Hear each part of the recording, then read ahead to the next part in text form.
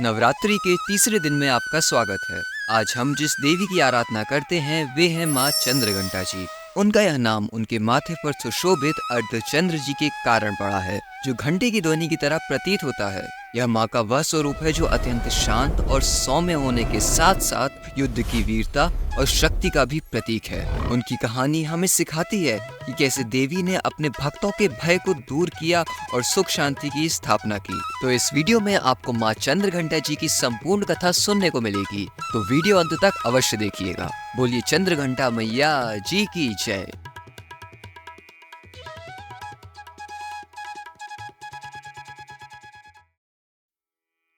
पौराणिक कथाओं के अनुसार माँ चंद्रघंटा जी का स्वरूप तब प्रकट हुआ था जब माँ पार्वती जी का विवाह भगवान शिव जी से होने वाला था। पार्वती जी की कठोर तपस्या से प्रसन्न होकर शिव जी ने उनसे विवाह करने का वचन दिया था। विवाह के दिन शिव जी अपनी बारात लेकर पार्वती जी के घर पहुंचे, लेकिन उनकी बारात कोई साधारण बारात नहीं थी। शिव जी अपने मस्तक पर सर्पों को धारण किए हुए थे। उन्होंने बाघ की खाल पहनी थी और उनके साथ उनके गणों की पूरी सेना थी। इन गणों में भूत, पिशाच, अघोरी, नाग और विचित्र रूप वाले जीव शामिल थे। शिव जी का यह रूप देखकर पार्वती जी की माता मैना जी और उनके परिवार के सदस्य अत्यंत भयभीत हो गए। वे सभी इस विवाह को रोकने का विचार करने लगे। मैना जी मूर्छित हो गई और अन्य देवताओं में भी घबराहट फैल गई। यह देखकर माँ पार्वती जी ने अपनी दिव्य शक्ति का उपयोग किया। उन्होंने अपने शांत और सौम्य रूप को त्याग कर एक दिव्य, तेजस्वी और शक्तिशाली स्वरूप धारण किया। उनके इस स्वरूप में 10 भुजाएं थी, जिनमें से हर एक में विभिन्न प्रकार के दिव्य अस्त्र शस्त्र थे।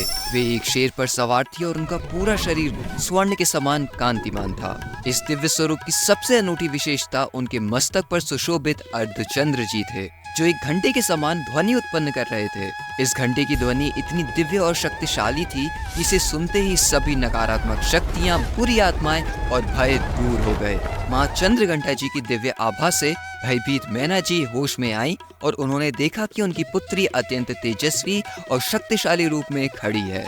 माँ चंद्रघंटा जी ने अपने इस रूप से सभी देवताओं और अपने परिवार को आश्वस्त किया कि वे शांत और सौम्य भी हैं। उन्होंने अपने शांत स्वभाव से सभी को आश्वस्त किया और उन्हें बताया कि यह शिव जी का एक अलग स्वरूप है।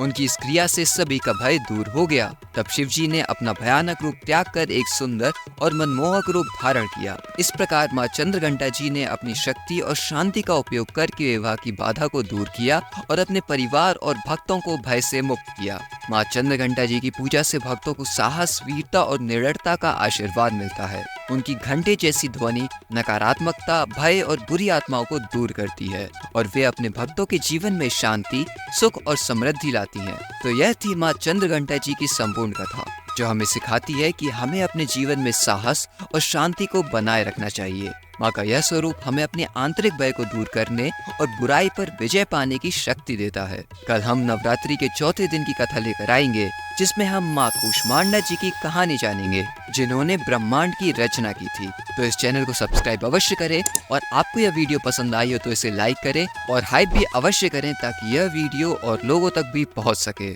और इसे अपने परिवारजनों के साथ शेयर करें और कमेंट में लिखें जय मैया जी। बोलिए चंद्रघंटा मैया जी की जय।